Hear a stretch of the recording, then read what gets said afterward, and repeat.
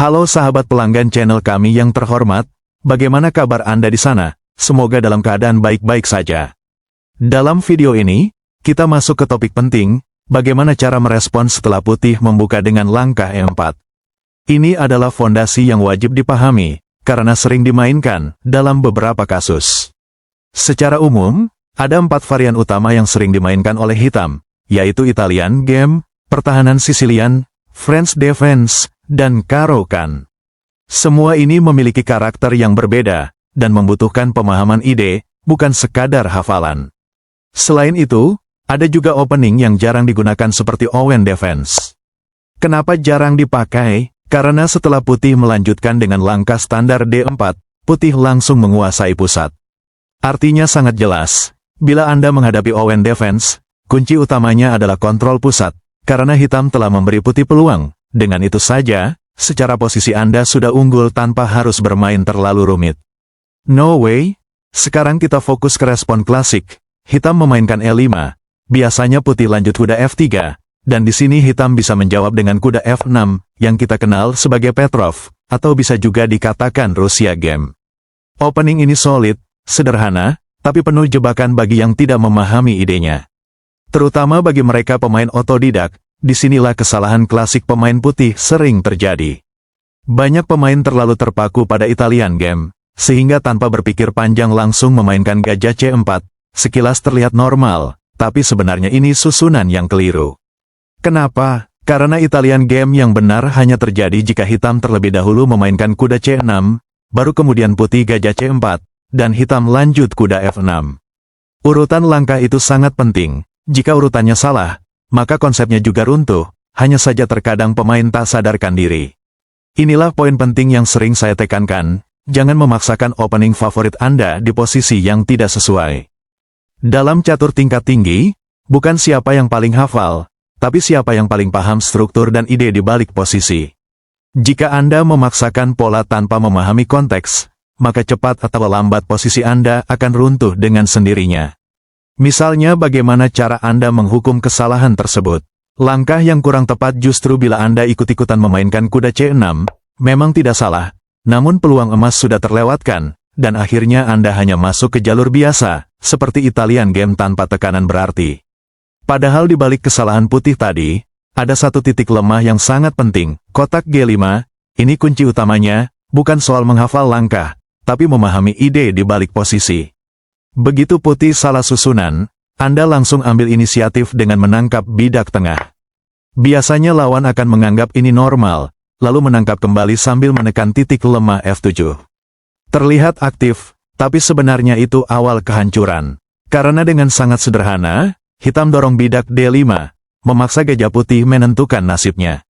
Sekarang kita lihat, jika gajah mundur ke B3, maka tanpa ragu, ratu hitam naik ke G5, tekanannya brutal, menyerang kuda sekaligus dan pion raja, putih tidak punya waktu untuk bertahan dengan sempurna. Jika kuda mundur ke F6 untuk menghindar, maka pion G2 ditangkap dengan sangat mudah. Setelah itu benteng terpaksa ke F1, dan gajah hitam masuk ke G4, posisi putih sudah diambang kehancuran, tinggal menunggu surat pengadilan negeri, kapan eksekusi dilaksanakan. Jika putih mencoba melawan dengan dorong D6, memberi ancaman dengan kuda, mereka justru telah persiapkan lubang kuburannya sendiri. Langkah berikutnya, ratu putih akan jatuh, dan posisi runtuh total tanpa perlawanan sama sekali. Sehingga kesalahan dalam susunan opening bukan sekadar tidak akurat, tapi bisa menjadi awal dari kehancuran cepat. Namun itu pun, bila Anda paham ide menghukum kesalahan lawan tersebut. Jadi jangan pernah anggap remeh urutan langkah. Dalam catur, satu tempo saja bisa menentukan hidup dan mati sebuah posisi. Nah, cara yang kedua agar putih bisa bertahan hidup, biasanya mereka memilih memajukan bidak D4. Ide utamanya jelas, mendapat tempo sambil menekan kuda hitam. Namun tetap saja, dari sudut pandang objektif, ini belum cukup menyelamatkan posisi. Hitam tetap bisa melanjutkan rencananya dengan menangkap bidak kecil tersebut, menjaga inisiatif tetap di tangan. Pilihan terbaik dan diwajibkan, putih memainkan ratu F3, tujuannya cukup jelas. Menawarkan pertukaran ratu agar tekanan hitam terlepaskan, terutama ke arah benteng. Dan di sini hitam tidak perlu ragu, terima saja pertukaran ratu tersebut. Setelah itu cukup kuda mundur ke F3, dan secara sekilas posisi mulai terlihat lebih tenang. Tekanan langsung memang berkurang, dan putih berhasil memperpanjang permainan. Putih tetap harus membayar harga mahal, kerugian material dan struktur posisi yang sudah terlanjur rusak. Artinya, dalam jangka panjang, terutama jika permainan masuk ke fase ending, hitam sudah unggul satu langkah di depan. No way. Mari kita kembali ke posisi awal. Kesimpulannya yang perlu disimak, bila gajah terang putih manuver ke sayap ratu, wajib kamu balas ratu G5, dan posisi putih hancur lebur seperti abu. Nah, bagaimana bila putih geser gajah di B5 sambil cek, cukup diblokir dengan bidak, perjalanan yang sama bila gajah putih mundur di A4, Anda sudah bisa memainkan ratu G5, bagian penting yang perlu diperhatikan. Perjalanan yang solid bila putih menarik gajahnya mundur di E2, tujuannya agar bisa menopang kuda manuver ke G4. Misalnya Anda di sini memainkan ratu seperti ide sebelumnya, maka kuda mundur di G4. Langkah ini saya tidak rekomendasikan, karena ke depan putih sangat mudah menemukan langkah terbaik. Di sini evaluasi engine rekomendasikan gajah D6, namun sudah saya analisis beberapa langkah ke depan, putih cukup bermain standar. Artinya, lawan bermain lebih tenang, tanpa tekanan yang membuat mereka bisa pulihkan kembali posisinya. Inilah artinya bermain psikologis, bukan sekedar evaluasi engine. Sementara di sini saya rekomendasikan bidak H5, walaupun langkah ini menurut engine kurang akurat, namun lawan berada di ambang godaan. Contohnya, putih tergoda dengan bidak gratis ini, terlihat logis namun mereka terjebak, karena setelah itu ratu F3, ancaman skakmat dan sambil menekan posisi kuda. Walaupun untuk sementara ini, kuda mundur sambil mengontrol ancaman, Anda fokus perkembangan perwira seperti gajah D6, perhatikan 3 perwira putih sulit dikembangkan, sudah seperti barang dimuseumkan. Biasanya mereka menempuh jalur aman yaitu rokade, menganggap semuanya aman-aman saja, namun malapetaka itu tiba.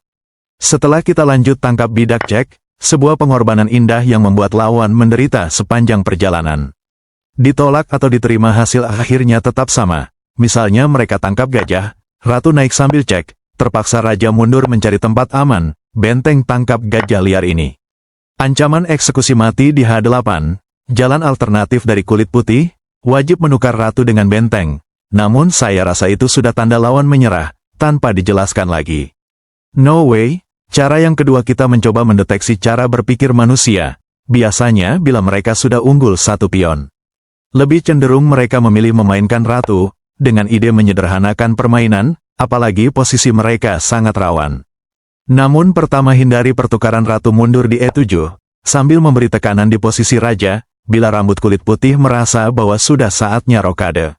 Hasil akhirnya tetap sama kawan, karena setelah itu gajah tangkap bidak cek, ditolak atau diterima, perjalanan tidak akan mengubah hasil. Karena kotak H3, telah dikontrol oleh gajah, sehingga putih tidak bisa memblokir pakai ratu, bila kurang nangkap harap jeda sebentar. No way. Cara yang kedua, pilihan lain bagaimana bila di posisi ini putih memilih gajah G4, guna menawarkan pertukaran gajah, langkah penting yang perlu diingat kuda G3, hampir tidak ada jalan keluar bagi kulit putih. Bila putih tergoda tangkap kuda, gajah ambil sambil cek, bila diterima bukan hanya benteng yang jatuh, ratu juga ikut terseret. Mungkin raja E7, sebagai pilihan terpaksa, gajah tangkap ini kembali cek, langkah berikutnya ratu mereka jatuh tanpa kompensasi apa-apa. Mungkin bila terjadi posisi seperti ini dalam permainan Anda, dengan ide yang kami sampaikan, lawan pasti akan banting meja, dan bersumpah akan membalas penghinaan ini. No way. Cara yang kemungkinan bisa terjadi, putih menarik gajahnya di F3.